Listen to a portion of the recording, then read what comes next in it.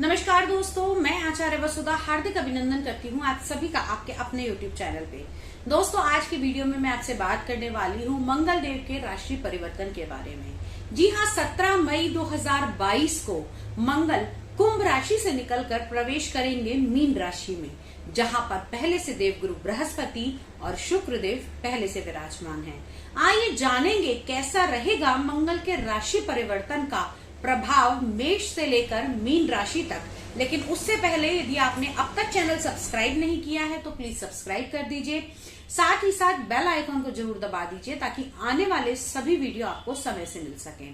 तो आइए बात करते हैं मेष लगन वाले जातकों के बारे में। आपके लगन के स्वामी मंगल देव विराजमान होंगे अब मीन राशि के अंदर। जी हाँ, अपने से 12वें भाव के अंदर। यहाँ पर देवगुरु बृहस्पति पहले से ही विराजमान है। देखा जाए तो इस 17 तारीख से आपके जीवन में बनने वाला है विपरीत राजयोग।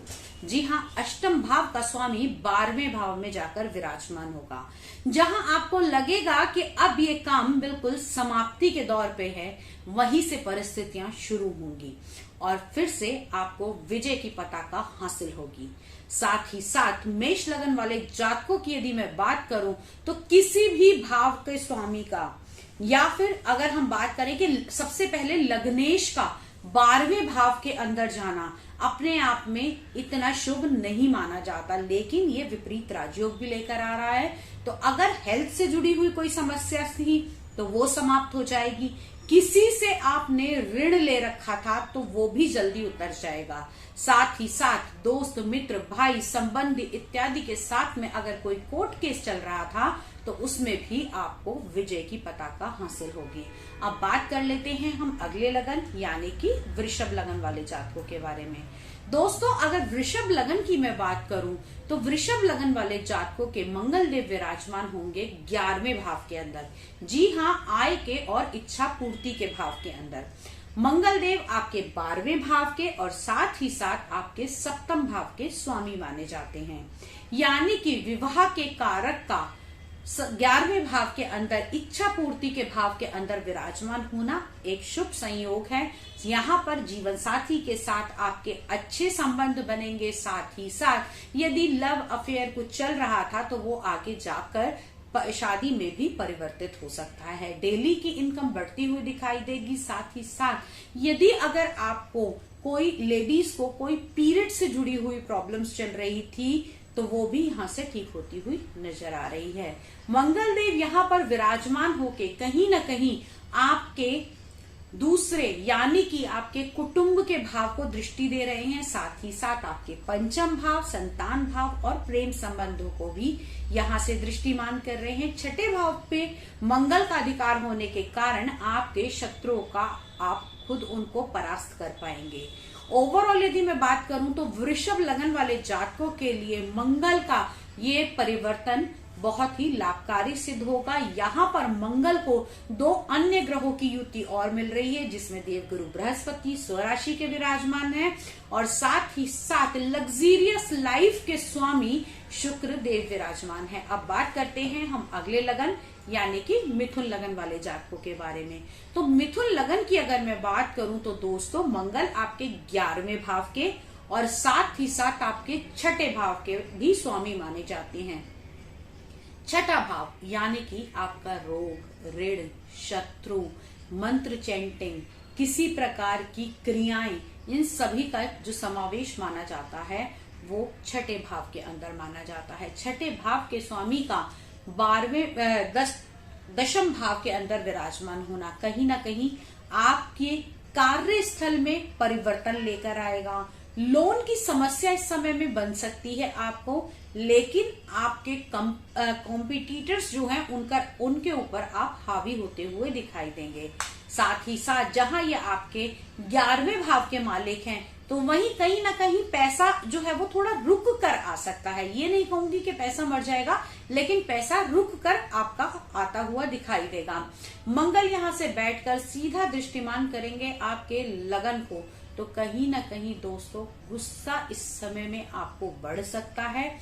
साथ ही साथ संतान भाव के ऊपर मंगल की दृष्टि, जहां पर पहले से केतु विराजमान है, खास तौर से वे महिलाएं जो इस समय में गर्भवती हैं और उनका जो टाइम पीरियड है वो 3 महीने से कम का अगर चल रहा है तो उनको अपने गर्भ का बहुत अधिक ध्यान रखने की आवश्यकता है। मंगल के मंत्रों का आप जप करें और साथ ही साथ मसूर की दाल का अगर दान करेंगे तो मिसकैरेजेस जैसी संभावनाएं जो है वो कम हो जाएंगी। अब बात करते हैं हम अगली राशि यानी कि कर्क लगन वाले जातकों के बारे में। तो दोस्तों, कर्क लगन में मंगल आपके पंचम और आपके दशम भाव के स्वामी हैं। एक त्रिकोण के स्वामी और दूसरा आपके केंद्र के स्वामी। तो यहां से दोनों ही शुभ ग्रहों के स्वामियों का भाग्य भाव में आकर विराजमान होना बहुत ही शुभ संयोग। जहां पर भाग्य का स्वामी पहले से विराजमान है और पंचम और दशम का स्वामी भी वहां पर आकर युतिबद्ध हो जाएगा तो रुके हुए काम बनते हुए नजर आएंगे। पिता से संबंध अच्छे बनेंगे, पैतृक संपत्ति के योग बनेंगे, जॉब के अंदर इंक्रीमेंट हो सकती है, विवाह के बारे में सोच रहे हैं तो आगे हो जाएगी। ओवरऑल अगर मैं बात करूं तो कर्क लगन वाले जातकों के लिए मंगल का ये राशि परिवर्तन लाभकारी सिद्ध होगा। इस टाइम पीरियड के दौरान आप लोगों को जो ध्यान रखनी है वो स्पेशली एक बात याद रखनी है, आपको अपने कर्म स्थान पर किसी भी प्रकार के वाद विवाद में इस समय में नहीं पड़ना है। अब बात करते हैं अगली राशि यानी कि सिंह लगन वाले जातकों के बारे में। तो दोस्तों, अगर सिंह लगन की मैं बात करूं तो मंगल आपके नवम भाव के और साथ ही साथ आपके चतुर्थ भाव के स्वामी हैं, जो कि आकर विराजमान है आपके अष्टम भाव में।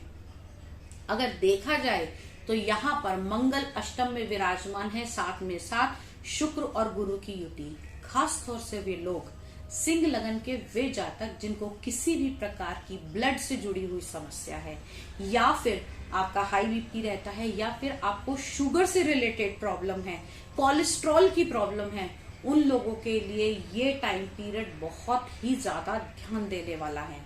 मैं डरा नहीं रही हूँ, लेकिन आपको सतर्क जरूर कर रही हूँ।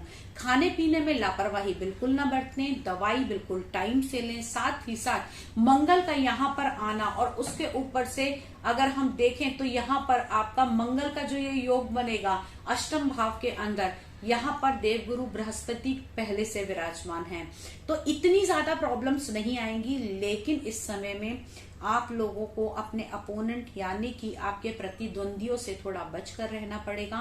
साथ ही साथ जब भी मंगल अष्टम भाव के अंदर गोचर करते हैं तो कहीं ना कहीं अगर ये पाप प्रभाव में है तो एक्सीडेंटल की भी जो है चांसेस बन जाते हैं। तो आपको थोड़ा संभल कर चलना पड़ेगा सिंह लगन वाले जातकों को। अब बात करते हैं अगली राशि यानी कि कन्या लगन वाले जातकों की। कन्या लगन की अगर मैं बात करूं तो मंगल आपके अष्टम भाव के और साथ ही साथ आपके तीसरे भाव के स्थायी कारक मंगल को माना जाता है।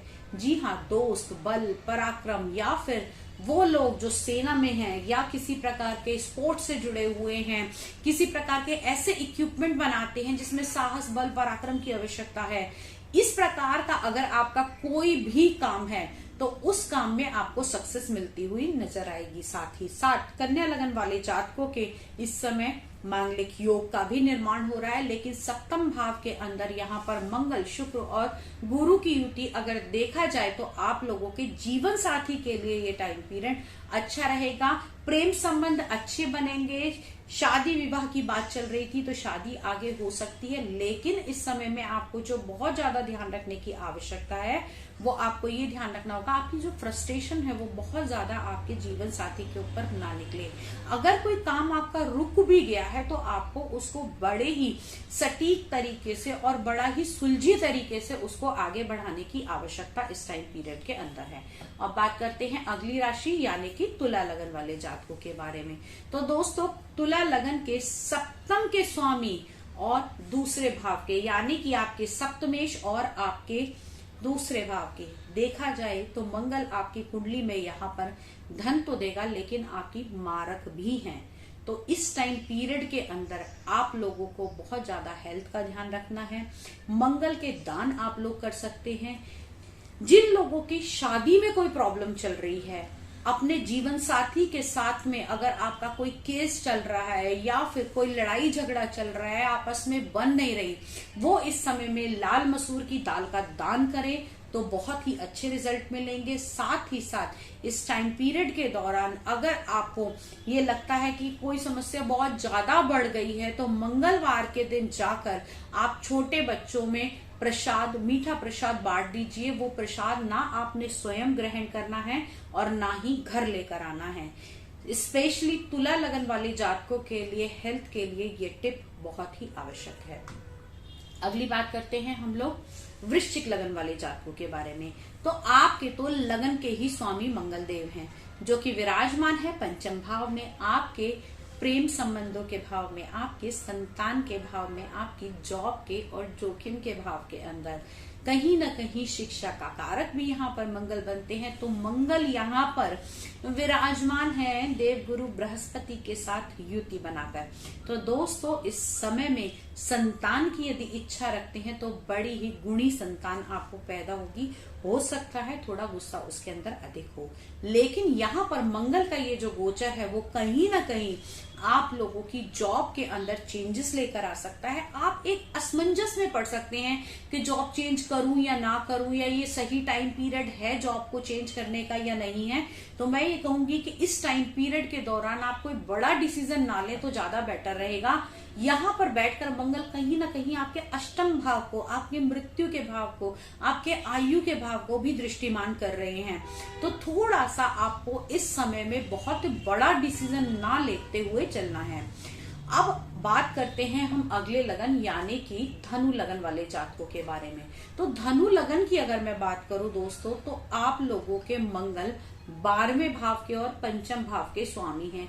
पंचम भाव जहां पहले ही राहु से पीड़ित है, 12वां भाव का स्वामी चतुर्थ भाव के अंदर विराजमान होना, हाँ एमएनसी के साथ में आपको जुड़ाव दे सकता है। साथ ही साथ जो लोग भूमि को खरीदने की सोच रहे थे, कोई प्लॉट लेकर उसके ऊपर मकान बनाने के बारे में सोच रहे थे, तो उन लोगों के लिए ये टाइम पीरियड सक्सेसफुल रहेगा। वो जमीन से जुड़े हुए अगर आप कार्य करते हैं, किसी प्रकार का आपका बिल्डिंग मटेरियल का बिजनेस है, रेत, बदरपुर इत्यादि का काम करते हैं, या फिर आप स्पोर्ट्स इक्विपमेंट्स बनाते हैं, या फिर सेना में, फौज में, पुलिस में इत्यादि कहीं भी आप इस समय में कार्यरत है, तो ये टाइम पीरियड आपके लिए अच्छा रहेगा। अब बात करते हैं अगली राशि यानी कि मकर राशि वाले जातकों के बारे में।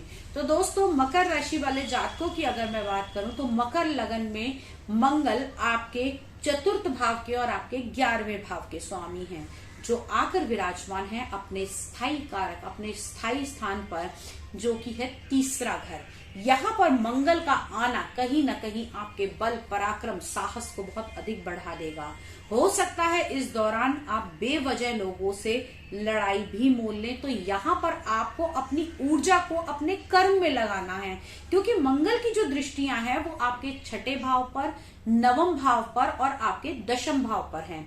तो यहाँ पर मंगल का आना, उस एनर्जी को आपको पॉजिटिव वे के अंदर लेकर जाना है और इसको अपने काम में और अपने भाग्य के साथ में जोड़कर चलना है। तो चीजें बहुत ही अच्छे और पॉजिटिव रूप में बाहर आती हुई दिखाई देंगी।